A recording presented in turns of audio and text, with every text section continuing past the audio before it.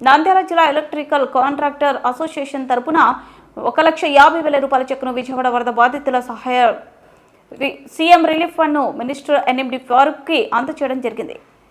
ఇందులో పాల్గొన్న వారు president Veeraprasad, treasurer G Madhusekhar, సలహాదారుడు కె విజయశేఖర్, శరత్ కుమార్ మరియు కమిటీ సభ్యులు పాల్గొన్నారు. ఈ సందర్భంగా వారు మాట్లాడుతూ విజయవాడలో భారీగా వరదలు రావడంతో ఎంతో మంది కుటుంబాలు నష్టపోయారని, వారికి మా వంతు సహాయం చేయాలని ఒక సంకల్పంతో నంద్యాల జిల్లా ఎలక్ట్రికల్ కాంట్రాక్టర్స్ అసోసియేషన్ తరపున 1,50,000 రూపాయల చెక్కును మంత్రి ఫారూక్ అందజేయడం జరిగిందని తెలిపారు.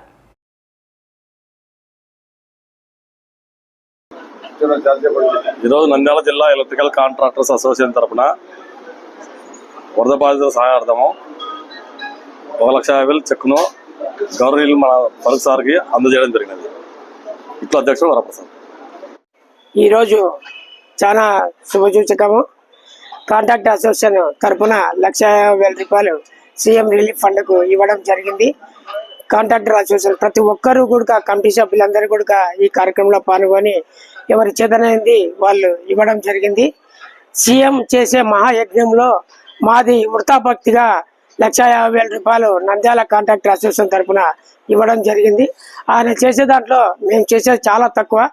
ఆయన చేసిన దానికి సీఎం గారికి ప్రత్యేక ధన్యవాదాలు.